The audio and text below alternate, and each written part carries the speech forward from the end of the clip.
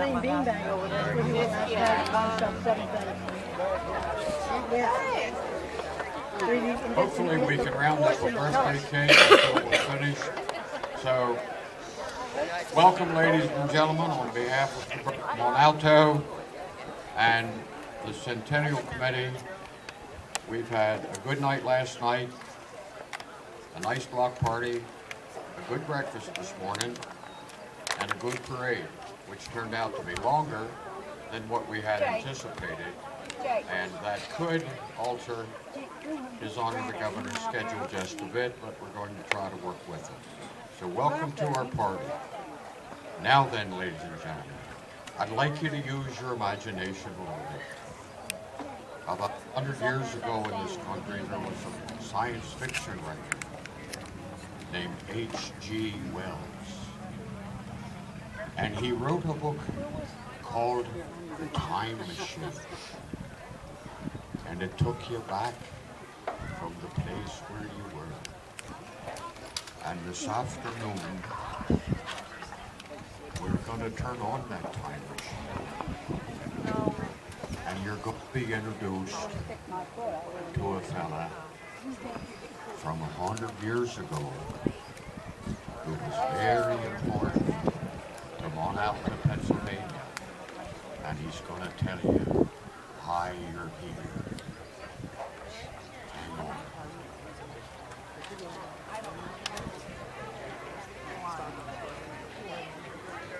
I'm begging your pardon. You're going to have to turn the time machine back on.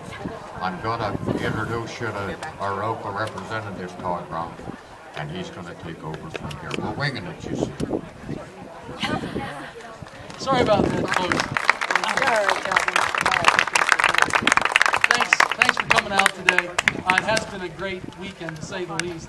I was involved with the committee, the Centennial Committee, to set up the parade and the whole weekend, just working around the edges with them. And I know the work that went into that was very difficult.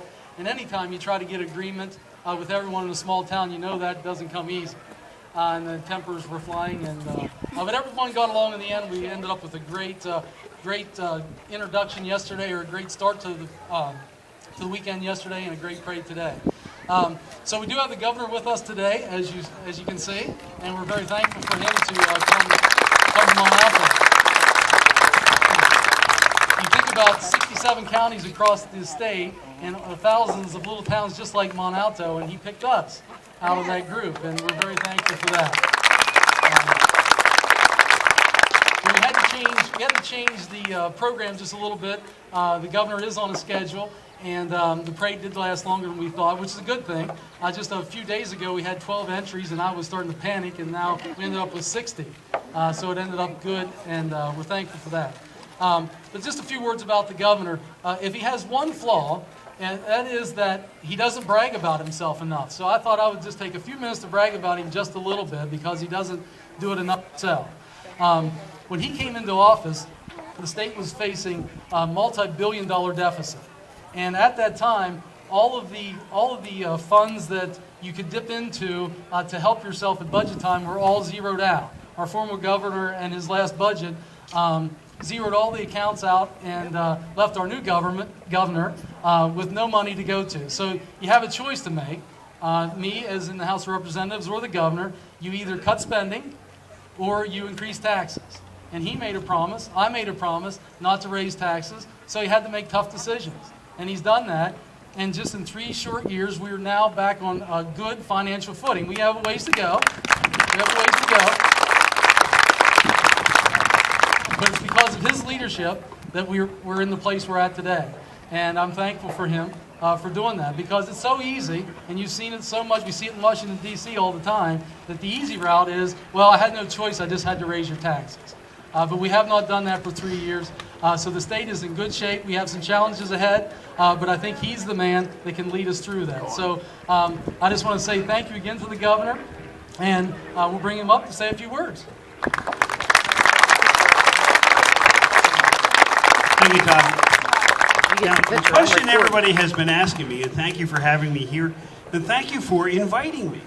I just don't show up and say, hey, I'm going to come to your township, I'm going to crash your party. Representative Rock was the one that said, would you do this? And he said it 2 years ago. He said it in the summer of 2011. Now, with me, I look at a schedule 2, 3, 4 weeks out, maybe 5 weeks out. I said, 2 years from now? Yes, I'll do it. And there's a couple reasons. One, Todd's been doing a great job for you in Harrisburg.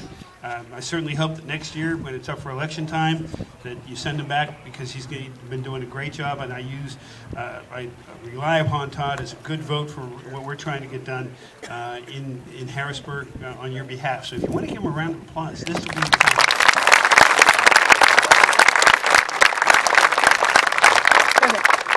Secondly, as I've told the reporters who were interviewing me a little bit, now I don't have a direct tie to Mount Alto, but I do to this region because my father was born in Waynesboro. He's buried in Waynesboro. I used to come through here as a little boy when we lived in Harrisburg, and he'd go down to his old homestead, not in Waynesboro. He had then moved to, when he was about 4 or 5, to Hagerstown. So this is an area that I grew up in the 50s, coming to and visiting. And it's an opportunity to come back and see the people of Pennsylvania, the hardworking people of Pennsylvania who are out there working every day, paying your taxes and expecting good government services for what you do. And I'm trying to tell you that's exactly what we're trying to deliver. So I thought it was my opportunity to come and see you and thank you for what you're doing. Now I'm going to make an observation. For being 100 years old, you all look pretty good. Walking down the street, and people said, do you walk all the time? I walk every parade. I believe in it, that we can get out and see the people. I'm sorry I don't throw the candy out, the staff does. I give milk bones. I have yet to be bitten by a milk bone, by giving a milk bone to a dog yet. Growled at once, that's it, okay? But it's my way of trying to connect with the people and to see you, but to see the different towns. This is a wonderful state. And I want to tell you, we're getting ready to take off. We're really, you know, with the way the economy in Pennsylvania is starting to grow, not taking off, but slowly growing, we're getting ready to take off. But I'm wondering about that time machine and what it looked like here. I think we can probably imagine what it looked like. I was a history teacher too. You know, we didn't have anything like this. No cell phones, probably no telephones, or maybe very few telephones would have existed. Every word was communicated on the grapevine, as we call it. We still call it that. We just use different sources to get the rumors out there. But the people were probably very much the same. Hardworking people like you were.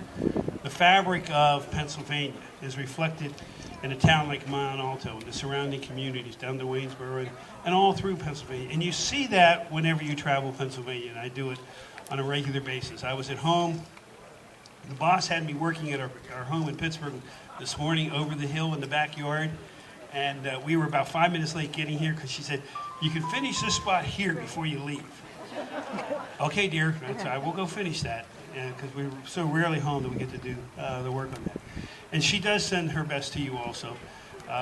My wife, Susan, we've been together now, married for 40 years, dating for 44 years.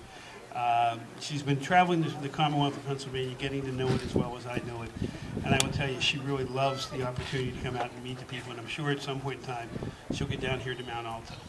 The other time I know about Mount Alto, and I told this to the reporters also, is when I was in grade school, one of the kids that I grew up with, his older brother, about 4 or 5 years older, attended Mount Alto Penn State for forestry school. And so I heard about Mount Alto, kind of looked at it on the map, always, you know, see where it is. But every time I've heard about it, it reminds me of this boy, this man now, Paul Walter, who came here and got his degree in Mount Alto Penn State. So there's always been a relationship to Mount Alto. And finally, you can tell they wrote a speech for me. I never use them in situations like this. I'd rather say thank you for what you're doing for Pennsylvania. Thank you for being the strong citizens that a community like this really is. And I hope that you look this good 100 years from now. Thank you all.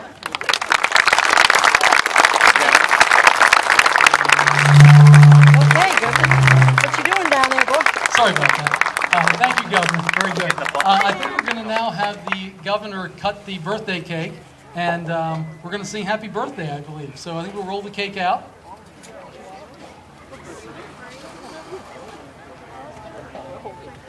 The governor said he didn't want to lead the happy birthdays, so we have someone, special guest, to do that for us.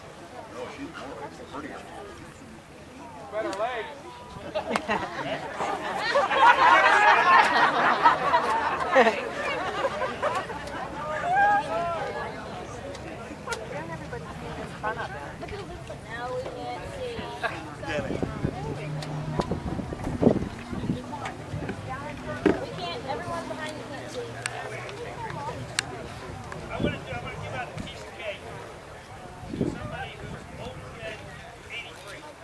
older than 83. Older than 83. There you go. All right. You get the first piece of cake. All right, everybody, you ready? Happy birthday to you. Happy birthday to you. Happy birthday, Monalto. Happy birthday to you.